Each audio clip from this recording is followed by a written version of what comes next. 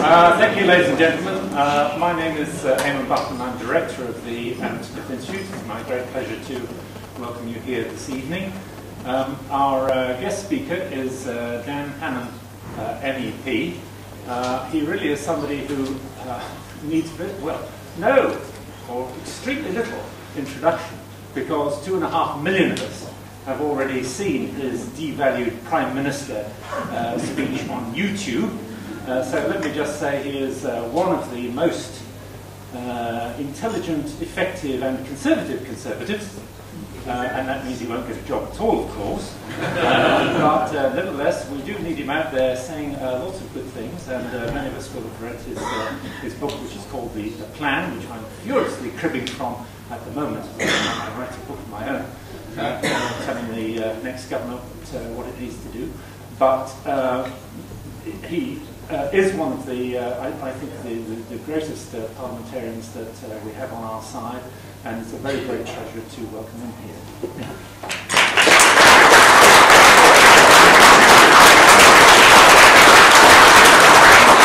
Well, ladies and gentlemen, we've said everything that needs saying, so it remains for me only to wish you all a very Merry Christmas.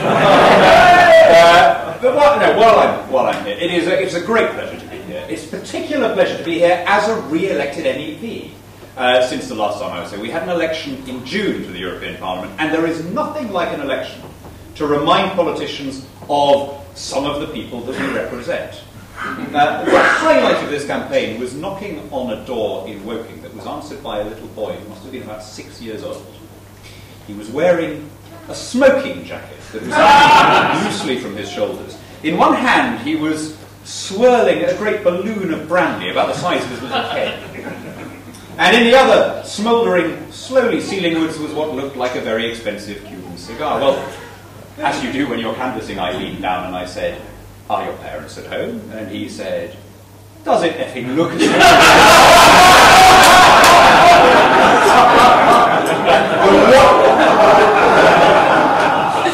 What a pleasure to be here at the ASI, because, you know, you people are always right, and you're always way ahead of the curve. And this is what I want to talk about tonight. The way in which, although there may be no kudos and no rewards for being right too early in politics, you have the satisfaction of knowing that you articulate the instincts of an ancient and wise people. When the bailouts happened, Eamon and I were virtually alone on the day in opposing.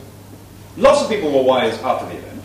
But if you go back in Google and you look at who was writing on the day of the thing saying, "No, don't do this, it's going to be calamitous," there were very few of us. And a very senior member of my party pulled me to one side, because it happened during the party conference in Birmingham, and he said, "Look, Hannan, you are a lunatic. It's just you and Eamon Butler and Ron Paul opposing these bailouts. You know, the rest of them." Well, 3 weeks passed. The first opinion survey was conducted in the nation's leading quality daily newspaper, and I was delighted to be able to email this senior Conservative with a link saying it turned out to be me, Eamon Butler, Ron Paul, and 85% of the British electorate who oppose these bailouts. And this is the point I'm making. Right? People are much wiser than their politicians give them credit for. There's a lovely line from Burke's Reflections on the French Revolution where he makes this point. He says, "Because half a dozen grasshoppers, concealed under a fern, make the field ring with their importunate chink, while thousands of great cattle repose beneath the shade of the British oak and are silent, pray do not imagine that those who make all the noise are the only inhabitants of the field." And that, it seems to me, exactly describes our situation today. You think that our mistake has been, that our government has been bad and the money has blown away on this? Wait until what happens next in the city. I spent this morning talking to some people in the Square Mile who are being alarmingly complacent about what is coming from Brussels. This shift in supervisory power from the City of London to new EU authorities is going to push London the way of Amsterdam or Bruges or Venice, a once dominant financial centre that is sidelined by more virile cities. Again, I would confidently put that issue to a referendum.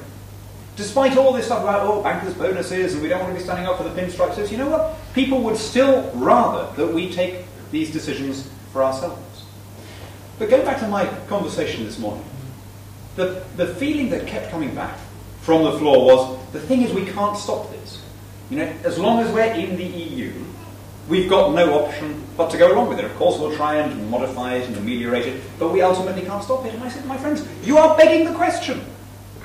The whole argument for joining the common market was that the loss of sovereignty would be offset by this great surge in prosperity. If, by your own reasoning, you now accept that the EU is making us poorer, what the devil are we doing there?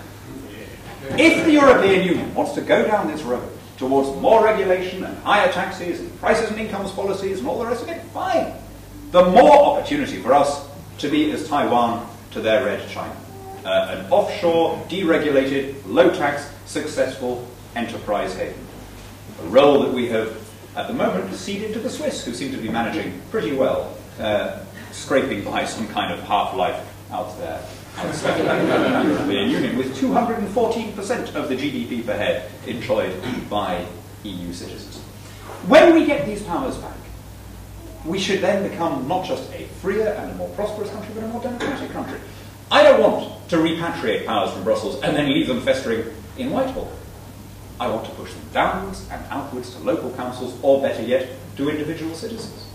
There is a whole agenda in this book. Now, in an Ayn Rand moment in front of this audience, I'm happy to say it is on sale. I don't give it away, because you will appreciate that which is free. For £10, you can have a signed copy of the plan, and here you can read an exciting agenda about how we're going to decentralise and diffuse decision-making, and have elected sheriffs, and break the state monopolies in healthcare and education, and have lots and lots of local referendums, and have self-financing local councils, and have initiative and referendum procedures. Brilliant. But, my friends, none of that is possible. None of it is possible. As long as 84% of all the legislation in the United Kingdom is being passed in Brussels by people that we don't vote for. I'm going to repeat that because you don't look shocked enough. 84% of all the laws in this country are being passed by European commissioners, not just that we didn't vote for, but that nobody voted for. In fact, there's worse than that. Not only are they undemocratic, uniquely in the history of Western political thought, we have contrived to come up with an organisation that is anti-democratic, in the sense that you generally have to have lost an election before you got appointed. So it's only when, like Chris Patton or Neil Kinnock or Peter Mandelson, it's only when you've been expressly rejected by your voters that you are invited to come and legislate for them anyway. If you think I'm being unfair, consider the career of that lifelong pangocrat Baroness Ashton of Holland, who has risen to the second position in the EU without ever once taking the trouble to present herself to her fellow countrymen and ask for their mandate in the ballot box. My friends, observing these things does not make us anti-Europe. It makes us pro-democracy. And I want to see a United Kingdom in which power is taken away from the remote elites and diffused among the voters. And I will always, I finished where I started, I will always be confident to repose my confidence, no, my trust in the sublime instincts of an ancient people. I'm going to close with some words by G.K. Chesterton, who looked forward with eerie aptness to our present subordination before the EU. Think of how they apply today. They've given us into the hands of new unhappy lords. Lords without anger or honour who dare not carry their swords. They fight by shuffling papers. They have bright dead alien eyes. They look on our labour and laughter as a tired man looks on flies, and the load of their loveless pity is worse than the ancient wrongs. Their doors are shut in the evenings, and they know no songs. We hear men speaking for us, of new laws, strong and sweet, yet is there no man speaketh as we speak in the street. Smile at us, pay us, pass us. But do not quite forget, for we are the people of England, and we have not spoken yet.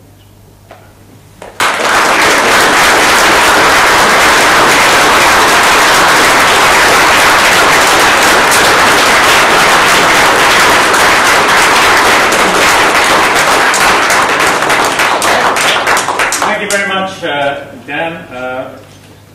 Usual bravado style.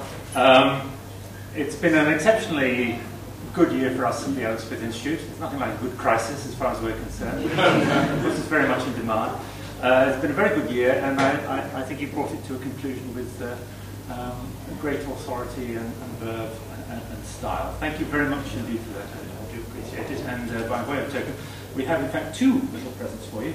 One is an Adam Smith tie, and the other is a bottle of Nanny State beer. It's 1.1%. If I were you, I would wrap yourself up in cotton wool before you trade it. Thank you very much indeed.